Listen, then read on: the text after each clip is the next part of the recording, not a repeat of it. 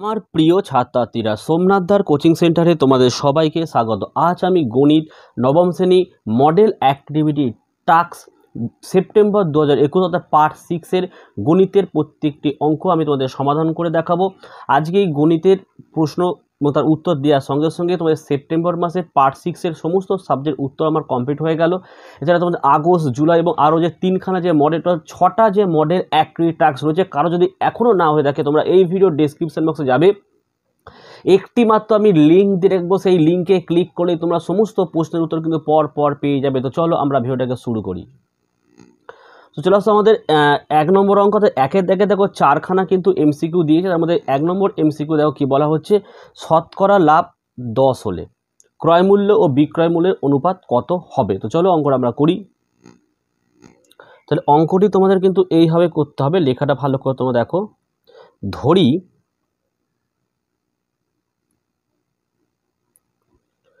ক্রয় মূল্য 100 টাকা,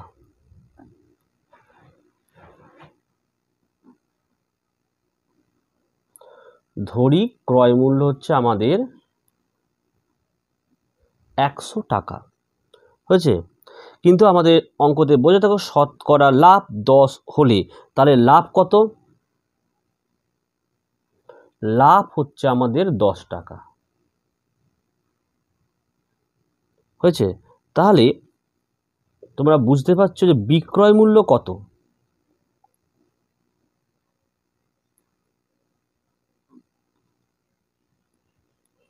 বিক্রয় মূল্য মানে হচ্ছে আমাদের ক্রয় মূল্য যোগ লাভ। তাহলে ক্রয় মূল্য 100 টাকা, লাভ 10 টাকা। তাহলে আমরা লিখতে পারি 100 যোগ 10 সমান সমান 110 টাকা। আমাদের অঙ্কে বলেছে যে ক্রয় মূল্য আর বিক্রয় মূল্যের অনুপাত। তাহলে সুতরাং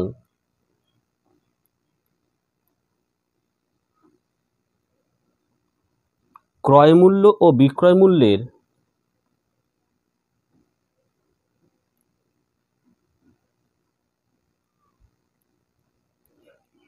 অনুপাত, আমি এখানটাই করে দিচ্ছি। ক্রয় মূল্য হলো তাহলে আমাদের কত, ক্রয় মূল্য হচ্ছে আমাদের 100 টাকা, ইস্টু দিলাম বিক্রয় মূল্য হচ্ছে আমাদের 110 টাকা। তাহলে একটা শূন্য কাটলে উত্তর হচ্ছে দেখো 10:11। তাহলে 10:11 কোথায় রয়েছে? তো দেখো অপশান সি হচ্ছে আমাদের অ্যান্সার। আশা করি তোমরা অঙ্কটা বুঝতে পেরেছো। তো চলো আমরা 2 দাগের অঙ্কটাকে দেখি যে কি দিয়েছে। দেখো 2 দাগের অঙ্কটা এখানে বলছে যে ত্রিভুজ এবিসি, একটি ত্রিভুজ এবিসি এর এবি বাহুর মধ্যবিন্দু ডি দিয়ে বিসি এর সমান্তরাল ডিই টানা হলে যা এসি বাহুকে ই বিন্দুতে ছেদ করলো, তাহলে কি হবে? 4টি অপশনের মধ্যে। তো অঙ্কটা তোমরা দেখতে থাকো।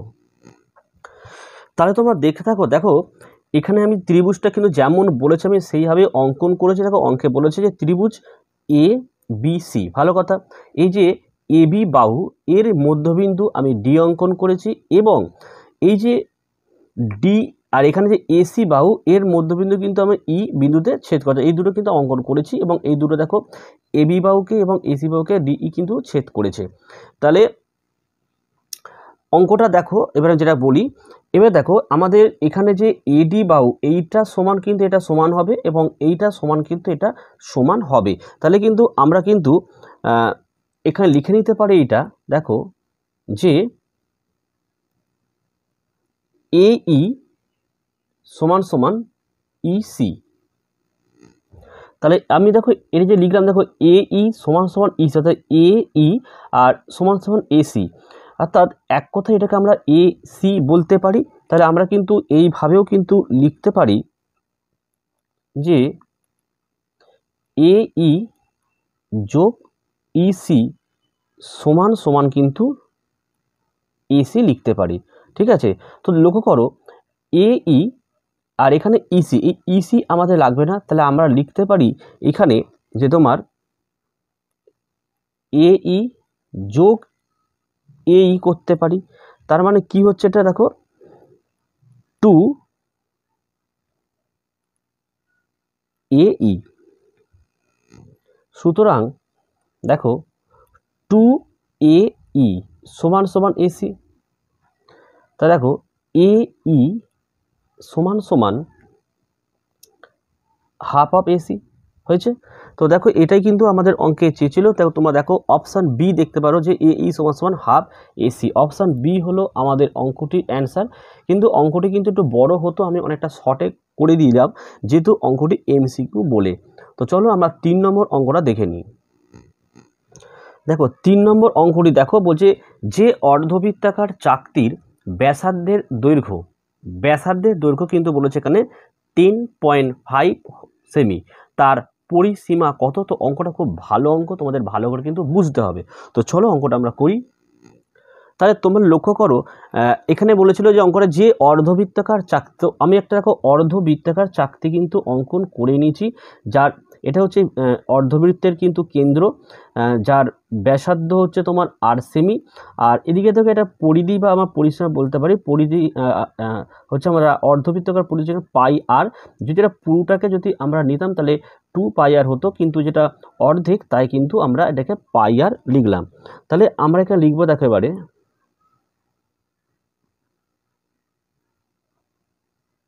অর্ধবৃত্তের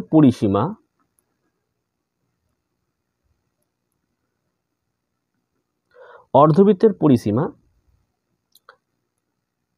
পাই আর যোগ 2r।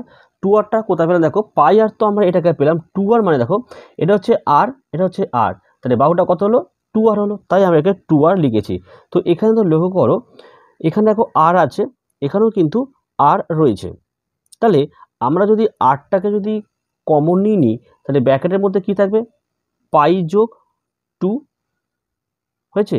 এবারে তোমরা প্রশ্ন দেখো যে অর্ধবৃত্তাকার চাকতির ব্যাসার্ধের দৈর্ঘ্য 10.5, অর্থাৎ এখানে আর এর মানটা কিন্তু 10.5 আগে থেকে কিন্তু আমাদের মেনশন করা ছিল।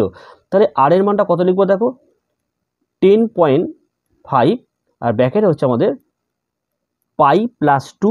তো এরকমই অপশানের গুলো দেওয়া রয়েছে। অপশান বি তোমরা দেখো পাই প্লাস 2 10.5টা এদিকে দিয়েছিল, তো এটা একই আবার কোনো সমস্যা নয়। তাহলে অপশান বি হলো আমাদের এই অঙ্কটির অ্যান্সার। এবার তোমরা 4 নম্বরের অঙ্কটি দেখো। এবার তোমরা 4 নম্বরের অঙ্ক দেখো কি বলছে দেখো, বলছে যে বর্গাকার চিত্রে কর্ণের দৈর্ঘ্য 13 সেমি, তার একটি বাহুর দৈর্ঘ্য কত হবে। তো চলো অঙ্কটি খুবই ইজি। তো এইভাবে তোমরা লিখবে যে বর্গক্ষেত্রের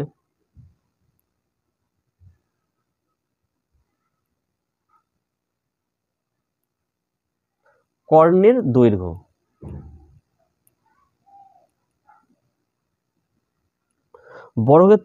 দৈর্ঘ্য হচ্ছে সমান সমান দাও দেখো √2 ইন্টু বাহু।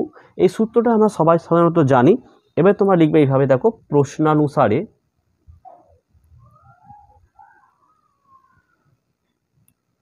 লিখলাম। তাহলে কর্ণের দৈর্ঘ্য আমরা লিখছি দেখো √2 ইন্টু বাহু, এবং আমাদের প্রশ্নে কিন্তু বলে দিয়েছে যে কর্ণের দৈর্ঘ্য 13 √2 এবং একটি বাহুর দৈর্ঘ্য বার করতে বলেছে। তাহলে দেখো বাহু সমান সমান 13 √2 হলো, আর এই রুটটা কিন্তু তলায় চলে এলো। তাহলে এই √2 এই রুটটা কিন্তু কেটে গেল। তাহলে কি হয় দেখো, সুতরাং বাহু সমান সমান 13। তাহলে বাহু সমান সমান 13, তাহলে অপশান ডি হচ্ছে কিন্তু আমাদের অ্যান্সার। তোমরা ডিটা দেখে নাও। তো আশা করি তোমাদের এমসিকিউ এর প্রত্যেকটি অঙ্কই তোমরা বুঝতে পেরেছো। যদি ভালো লাগে অবশ্যই তোমরা কমেন্ট করে জানিও তোমাদের ভিডিওগুলো কেমন লাগছে। তো চলো আমরা 2 এর দাগের অঙ্কগুলো দেখে নিই এবার তোমরা দেখো 2 এর দাগের যে দিয়েছে সত্য অথবা মিথ্যা লেখো, অথবা ট্রু ফলস আমরা লিখতেই পারি। তো 1 এর দাগের যে অঙ্কটি দেখো বলা হয়েছে যে ধার্য মূল্যের ওপর ছাড় নির্ভর করে। তো এই কথাটি একদমই সত্য, তাই এটাকে আমি ট্রু লিখে দেয়। এটা অঙ্ক করার কোনো দরকার নেই, তোমাদের মাথায় রাখতে হবে ছাড় সবসময় ধার্য মূল্যের উপরই দেওয়া হয়। ক্লিয়ার হলো? এবার দেখো আমাদের 2 নম্বরের অঙ্কটি এখানে বলছে পরিসংখ্যা বহুভুজ অঙ্কনের জন্য প্রথম শ্রেণীর ঠিক আগের একটি শ্রেণীর পরিসংখ্যা হবে 0।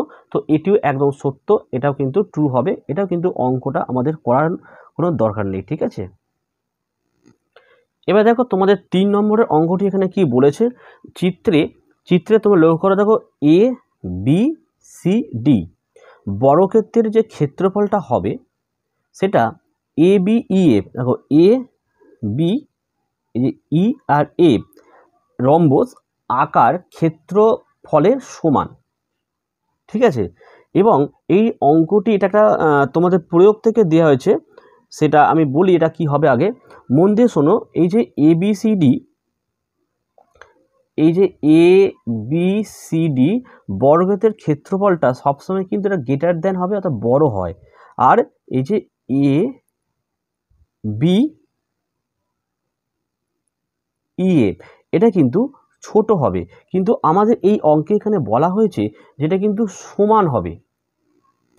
তো এটা এইটুকুনি তোমাদের বুঝতে হবে। এবং যদি আরও জানতে চাও তোমাদের পাঠ্য বইয়ের পেজ 181 প্রয়োগ নাম্বার 3 ওখানে পুরো ডিটেলস এটা বর্ণনা করে দেওয়া রয়েছে। যেহেতু এটা তোমাদের ট্রু ফলস আমি তোমাদেরকে এইটুকুনি জাস্ট বুঝলাম এখানে যে এবিসিডি বর্গক্ষেত্রের ক্ষেত্রফলটা সবসময় এ বি ই এফ রম্বসের থেকে বড়ই হবে। এর ডিটেলস জানতে হলে তোমাদের পেজ 181 প্রয়োগ নাম্বার 3 তোমরা দেখে নেবে। চলো এবারে আমাদের 4 দাগের অঙ্কটি আমরা দেখে নিই।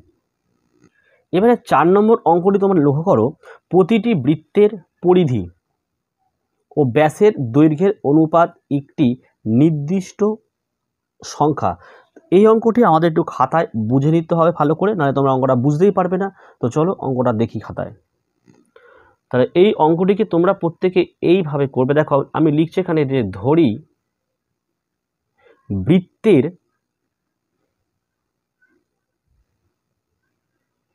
ব্যাসার্ধ সমান সমান আর একক।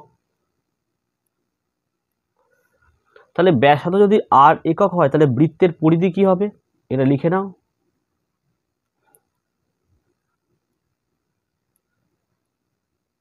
বৃত্তের পরিধি হচ্ছে আমাদের হবে 2 পাই আর একক, আর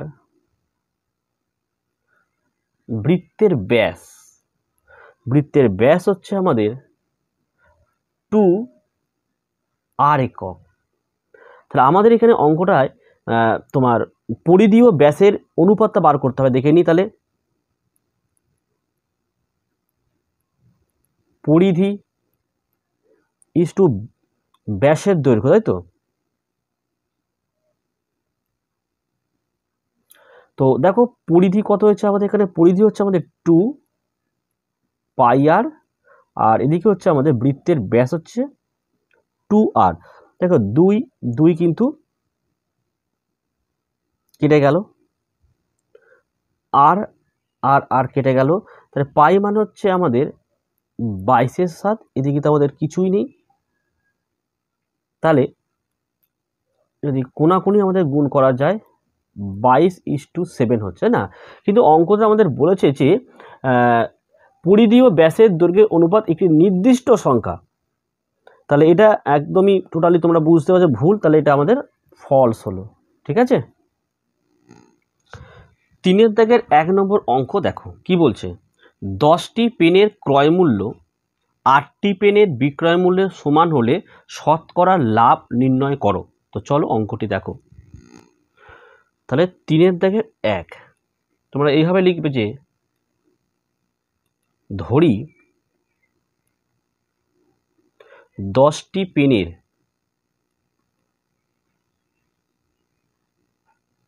ক্রয় মূল্য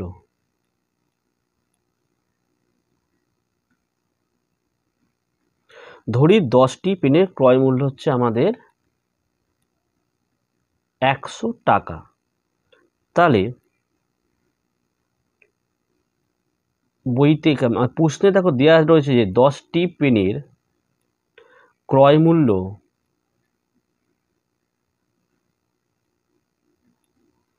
সমান সমান 8টি পেনের বিক্রয় মূল্য।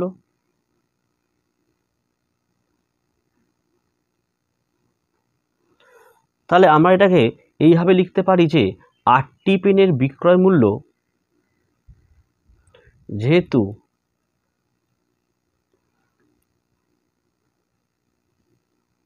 আটটি পেনের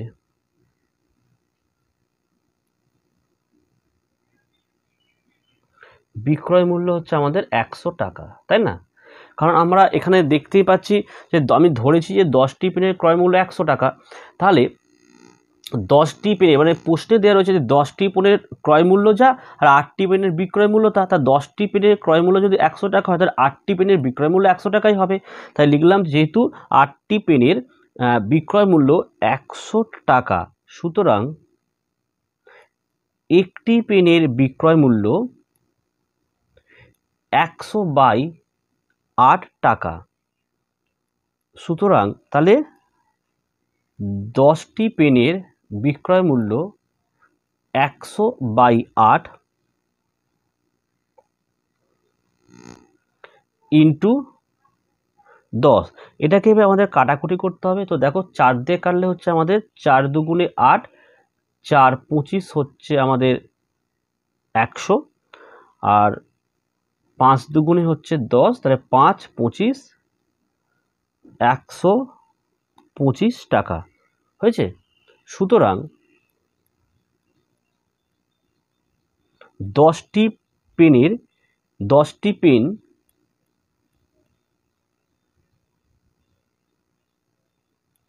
বিক্রয় করে লাভ হয়েছে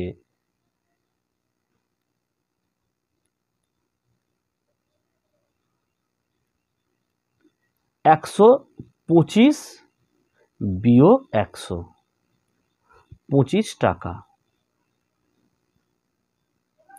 অঙ্কে বলা হয়েছিল শতকরা লাভ নির্ণয় করো, তো সুতরাং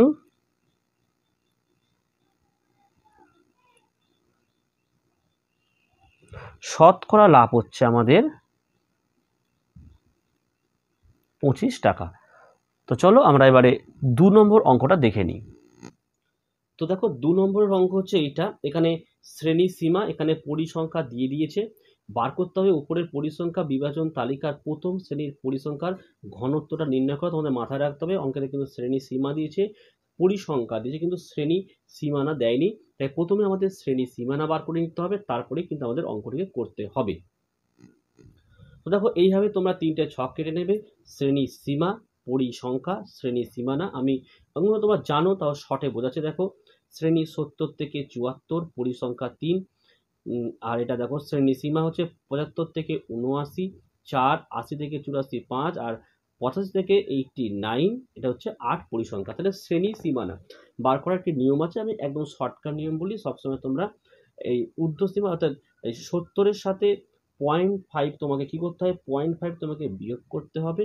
74-এর সাথে 0.5 সবসময় যোগ করতে হবে। তাহলে 70-এর সাথে 0.5 যদি আমরা বিয়োগ করি তাহলে কত হয় বলো, 69.5, আর 74.5, এটা যোগ হয়ে গেল। ঠিক তেমনি এখানে দেখো 75.5 আছে, তাহলে কি লিখবে তোমরা, 74.5, আর এটা লিখবে তোমার 79.5। ঠিক তেমনি এটা কি লিখবে, 79.5, আর এটাকে লিখবে তোমরা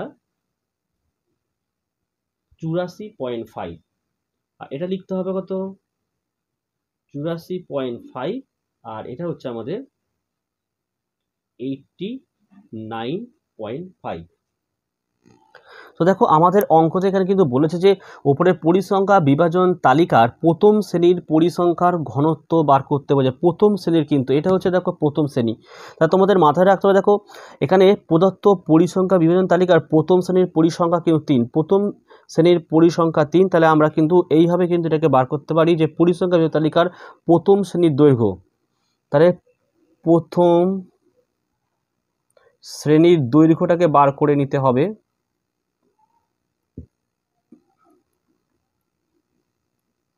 প্রথম শ্রেণীর দৈর্ঘ্য হচ্ছে আমাদের, সূত্র হচ্ছে যে ঊর্ধ্ব সীমানা মাইনাস নিম্ন সীমানা। কি বললাম, ঊর্ধ্ব সীমানা মাইনাস নিম্ন। তো এখানে ঊর্ধ্ব দেখো কত, 74.5, আর নিম্ন হচ্ছে 69.5। দেখো 74.5 আর 69 0.5, তোমরা বিয়োগ করে দেখো, হচ্ছে আমাদের এখানে 5 হলো। তাহলে শ্রেণীর দৈর্ঘ্যটা আমরা বার করলাম। এবারে শ্রেণীর মানে প্রথম শ্রেণীর পরিসংখ্যাটা বার করবো। দেখো, সুতরাং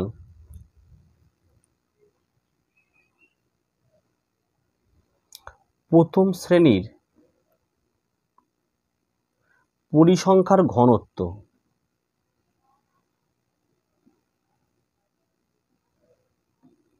পরিসংখ্যার ঘনত্ব। তো দেখো, ঘনত্ব বার করার কিন্তু একটু সূত্র রয়েছে। সে সূত্র হচ্ছে, আমি এখানে লিখছি, দেখো, প্রথম শ্রেণীর পরিসংখ্যা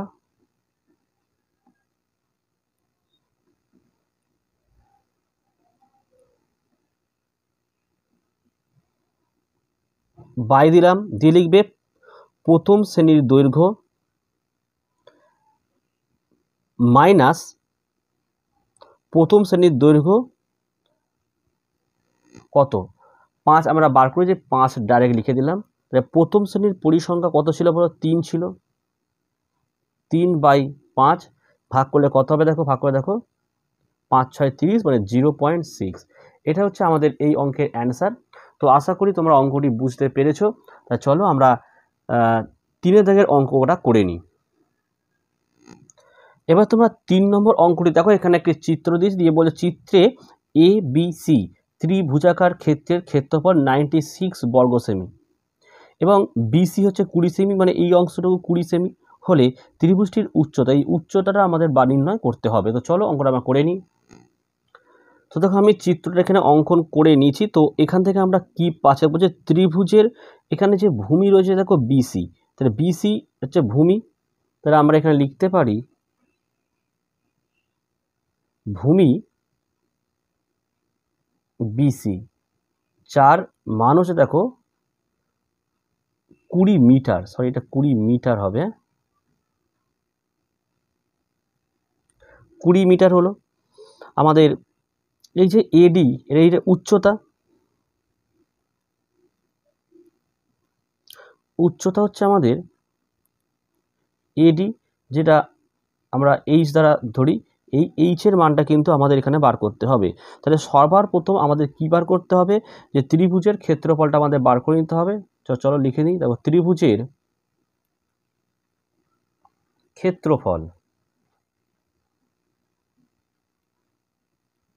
ত্রিভুজের ক্ষেত্রফলের সূত্র তোমরা প্রত্যেকেই জানো, যে হাফ ইন্টু ভূমি ইন্টু উচ্চতা এবং বর্গ মিটার। তাহলে হাফ লিখলাম ইন্টু ভূমি, ভূমি হচ্ছে আমাদের 20 লিখে রেখেছি, আর উচ্চতা হচ্ছে আমাদের এইচ বর্গ মিটার। তাহলে 10 দুগুণে 20 হলো, অর্থাৎ 10H বর্গ মিটার হয়েছে। এবার আবার লিখতে পারি প্রশ্নানুসারে,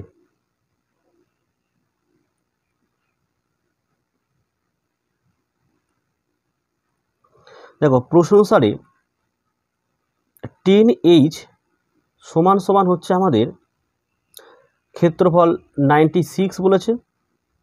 তাহলে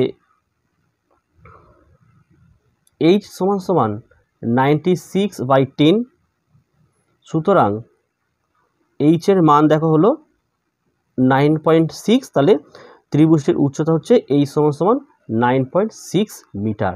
তো আশা করি তোমরা এই অঙ্কটিও বুঝতে পেরেছো। তো চলো আমরা পরের অঙ্কটা দেখে নিই। তো দেখো, 4 নম্বরের অঙ্কটি এখানে বলা হচ্ছে, এটা একটা সম্পাদ্য দেওয়া হয়েছে, বলছে সমদ্বিবাহু ত্রিভুজ অঙ্কন করো যার সমান বাহু দুটির প্রত্যেকটি দৈর্ঘ্য কিন্তু এখানে 8 সেমি বলেছে। তাহলে প্রথমে আমাদের একটা সমদ্বিবাহু ত্রিভুজ অঙ্কন করতে হবে, যার দুটি বাহুর মান এখানে বলছে 8 সেমি এবং সমান বাহু দুটির অন্তর্ভুক্ত কোণ একটা 30 ডিগ্রি কোণ বলেছে। ওই ত্রিভুজটির সমান ক্ষেত্রফল বিশিষ্ট একটি আয়তক্ষেত্র অঙ্কন করো, কেবলমাত্র অঙ্কন চিত্র দিতে হবে। তো দেখো তোমরা কীভাবে আমি আঁকছি। তো প্রথমে তোমরা কি করবে, স্কেলটাকে নেবে, নিয়ে উপরে ভালো করে সুন্দর করে বসে সোজা করে বসিয়ে দেখো 8 সেমি একটি সরলরেখা তোমাদের এখানে নিতে হবে।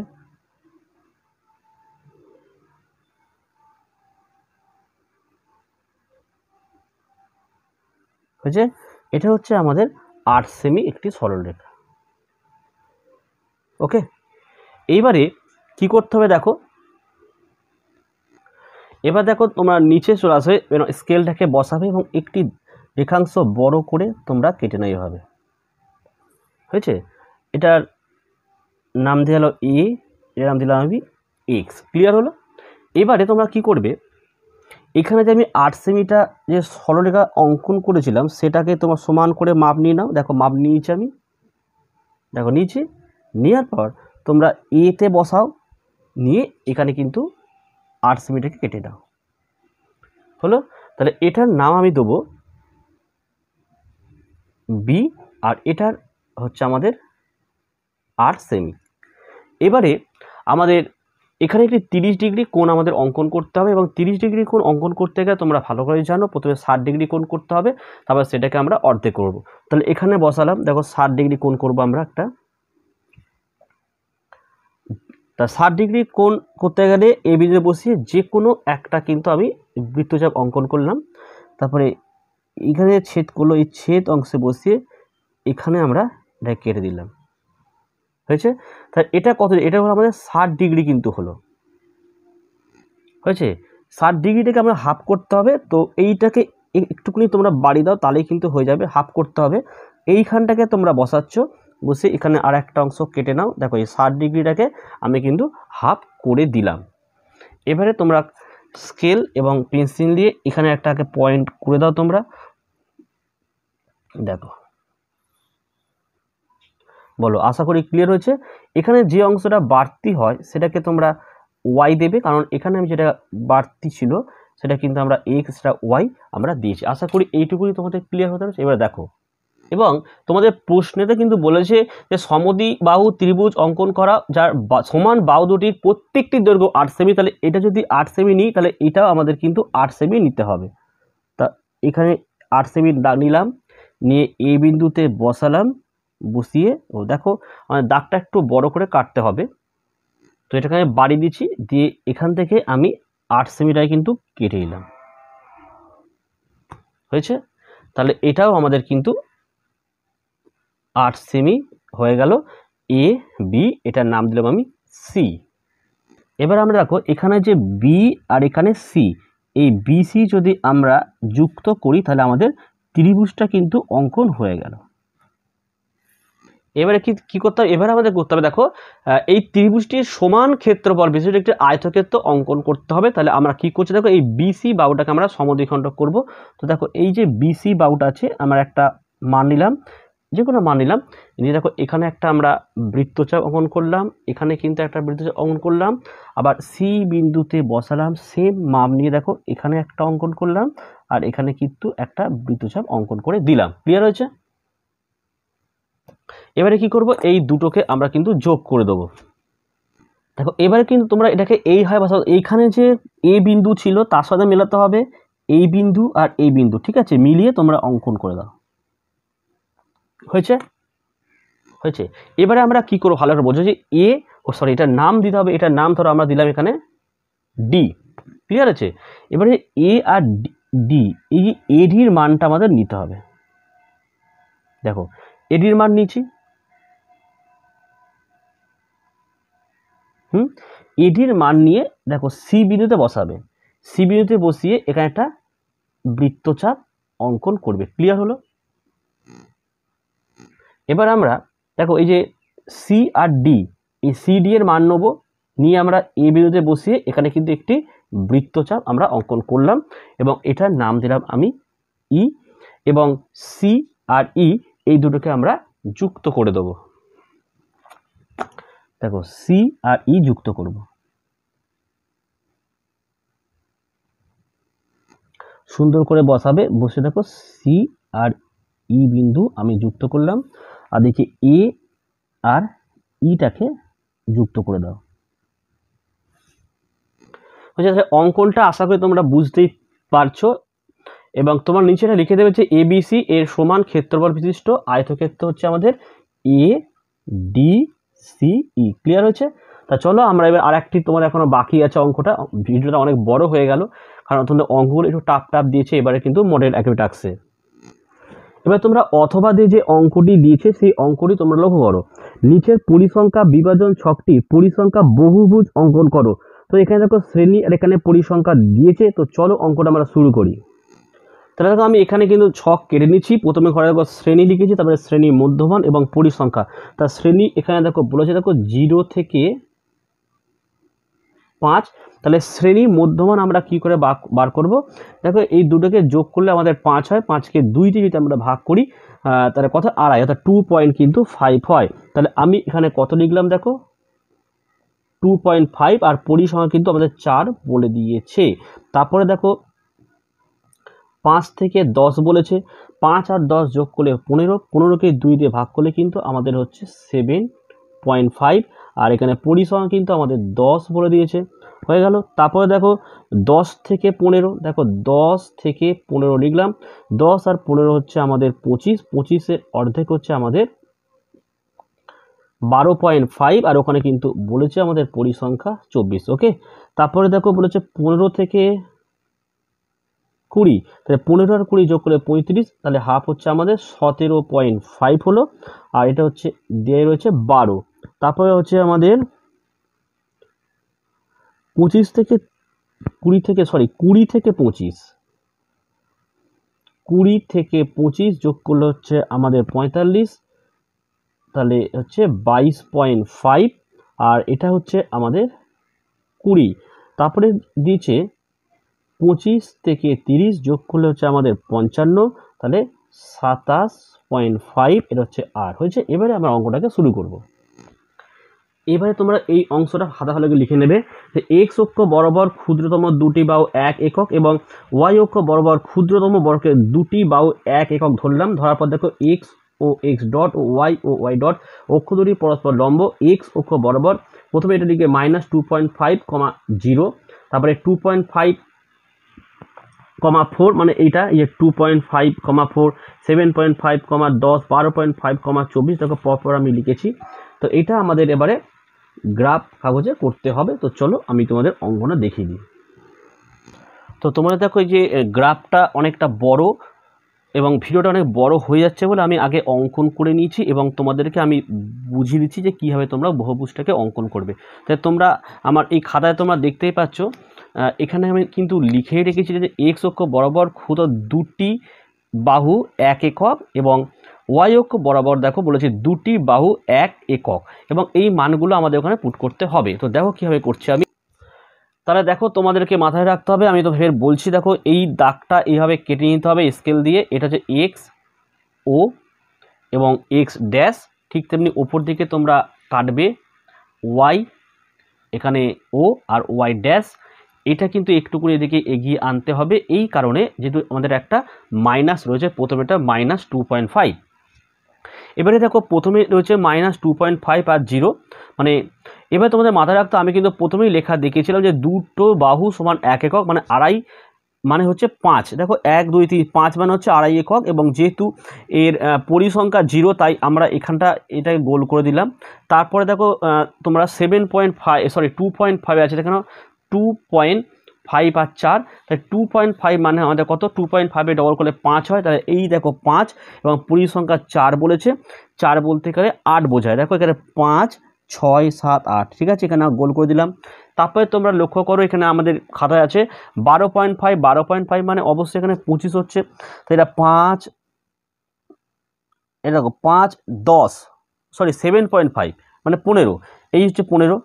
আর এদিকে পরিসংখ্যা 10 মানে হচ্ছে 20, দেখো 5, 10, 15, 20, এখানে গোল পয়েন্ট দিয়ে গোল করে দাগ করবে। তারপরে দেখো 12.5 আছে, 12.5 মানে 25, তাহলে 5, 10, 15, 20, 20 পর আছে দেখো 25, এবং ওদিকে কিন্তু বলেছে পরিসংখ্যা 24, 24 বলতে 48। তোমরা হিসাব করে দেখো একদম সোজা সোজা দেখো 48 আসবে কিন্তু এইটা হলো। এইবারে কি আছে এখানে দেখো 17.5, 17.5 মানে হচ্ছে অবশ্যই 35, তাহলে তোমরা গুণে দেখো এটা হচ্ছে আমাদের 35, আর পরিসংখ্যা হচ্ছে 12, 12 মানে 24, এটা হচ্ছে আমাদের 12 হয়েছে।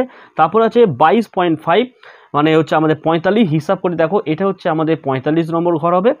আর এদিকে হচ্ছে 20, 20 ডবল 40 হচ্ছে এইটা, ঠিক আছে, অঙ্কটা 40 হলো এটা। আচ্ছা, তারপর আছে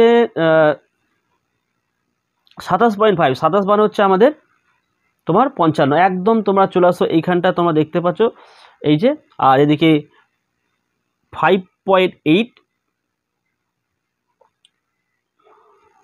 সরি ওটা 5.5 হবে, তার মানে 11, দেখো 10 একে 11, তারপর দেখো 32.5 আর 0, তাহলে এইটা হচ্ছে 65, কোথায় গেল এটা কিন্তু এটা ভুল হচ্ছে, মানে কম কাটা হয়েছিল, এটা হচ্ছে 32.5 আর 0 আছে, তাই এখানে এটা থেকে গেল, আমি গোল করে দিলাম।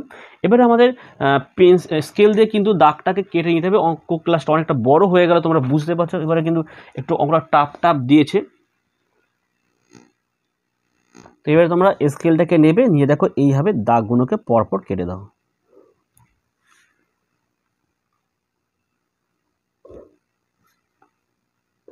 ঠিক আছে, আচ্ছা ওটার পর কিন্তু এইটা আছে এখানে দেখো, তারপরে এইটা,